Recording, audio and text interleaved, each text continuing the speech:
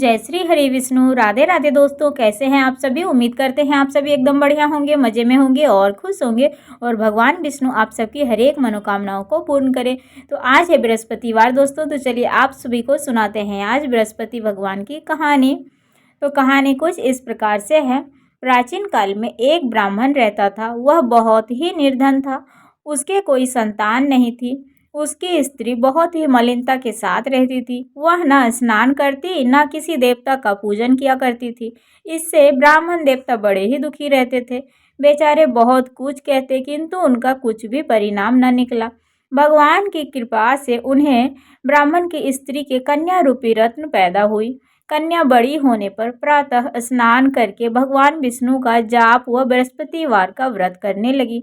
अपने पूजन पाठ को समाप्त करके विद्यालय जाती तो अपनी मुट्ठी में जौ भरकर ले जाती और पाठशाला के मार्ग में डालती जाती। तब ये जौ स्वर्ण के हो जाते, जो लौटते समय उनको बीन कर वो घर ले आती थी।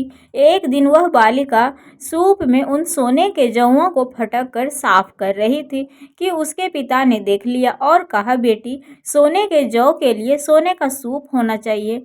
दूसरे दिन बृहस्पतिवार था। इस कन्या ने व्रत रखा और बृहस्पति देव से प्रार्थना करके कहा, मैंने आपकी पूजा सच्चे मन से की हो तो आप मेरे लिए सोने का सूप दे दो। बृहस्पति देव ने उसकी प्रार्थना को स्वीकार कर ली। रोजाना की तरह वह कन्या जौ फैलाती हुई जाने लगी। जब लौट कर बीन रही थी तो बृहस्पति देव की कृपा से उसे सोने का सूप मिला। वह उसे घर ले आई और उसमें जौ साफ करने लगी, परंतु उसकी माँ का वही ढंग रहा।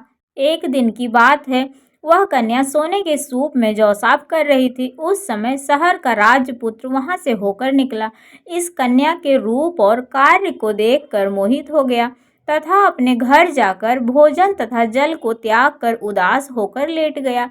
राजा को जब इस बात का पता लगा तो अपने प्रधानमंत्री के साथ उसके पास गए और बोले, हे बेटा, तुम्हें किस बात का कष्ट है? किसी ने क्या तेरा अपमान किया अथवा और कोई कारण हो सो कहो, मैं वही कार्य करूँगा जिससे तुम्हें प्रसन्नता हो। अपने पिता की बात राजकुमार ने सुनी तो वह बोला, मुझे आपकी कृपा से किसी बात का दुख नहीं है और किसी ने मेरा अपमान भी नहीं किया है, परंतु मैं उस लड़की के साथ विवाह करना चाहता हूँ जो सोने के सूप में जौ साफ कर रही थी। यह सुनकर राजा आश्चर्य में पड़ गया और बोला, हे बेटा, इस तरह की कन्या का पता तुम ही लगाओ, मैं उसके साथ तेरा विवाह अवश्य करवा दूंगा। राजकुमार ने उस लड़की के घर का पता बतलाया। तब मंत्री उस लड़की के घर गए और ब्राह्मण देवता को सभी हाल बतलाया। ब्राह्मण देवता राजकुमार के साथ अपनी कन्या का विवाह करने के लिए तैयार हो गए तथा विधि विधान के अनुसार ब्राह्मण की कन्या का विवाह राजकुमार के साथ हो गया। कन्या के घर से जाते ही पहले की भली भांति उस ब्राह्मण देवता के घर में गरीबी का निवास हो गया। अब भोजन के लिए भी अन्न बड़ी मुश्किल से मिलता था। एक दिन दुखी होकर ब्राह्मण देवता अपने पुत्री के पास गए और बेटी ने पिता को दुखी अवस्था में देखा और अपनी माँ का हाल पूछा। तब ब्राह्मण ने सभी हाल कह सुनाया। कन्या ने बहुत सारा धन देकर अपने पिता को विदा किया। इस तरह ब्राह्मण का कुछ समय सुखपूर्वक व्यतीत हुआ। कुछ दिन बाद फिर वही हाल हो गया। ब्राह्मण फिर अपनी कन्या के यहाँ गया और सारा हाल कहा तो लड़की बोली, हे पिताजी, आप माताजी को यहाँ लिवा लाओ, मैं उसे सारी विधि बता दूंगी जिससे गरीबी दूर हो जाएगी। वह ब्राह्मण देवता अपनी स्त्री को साथ लेकर वहाँ पहुँचे। पुत्री अपनी माँ को समझाने लगी, हे माँ, तुम प्रातः काल उठकर सर्वप्रथम स्नान आदि करके भगवान विष्णु का पूजन करो तो सब दरिद्रता दूर हो जाएगी। परंतु उसकी माँ ने एक भी बात नहीं मानी और प्रातः काल उठकर अपनी पुत्री के बच्चों की जूठन को खा लिया। इससे उसकी पुत्री को बहुत गुस्सा आया और एक रात को कोठरी में सभी सामान निकाल दिया और अपनी माँ को उसमें बंद कर दिया।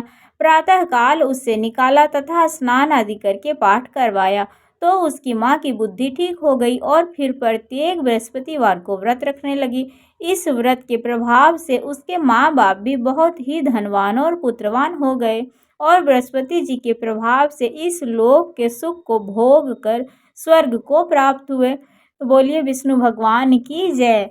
तो दोस्तों, ये थी विष्णु भगवान की कहानी जो कि बृहस्पतिवार के दिन सुनी जाती है। सो आप सभी को कैसी लगी और अगर हमारी कहानी दोस्तों आप सभी को पसंद आई हो तो प्लीज़ वीडियो को लाइक कर दीजिएगा। चैनल पर जो भी नए आते हैं सब्सक्राइब, कमेंट, शेयर ज़रूर से करिएगा।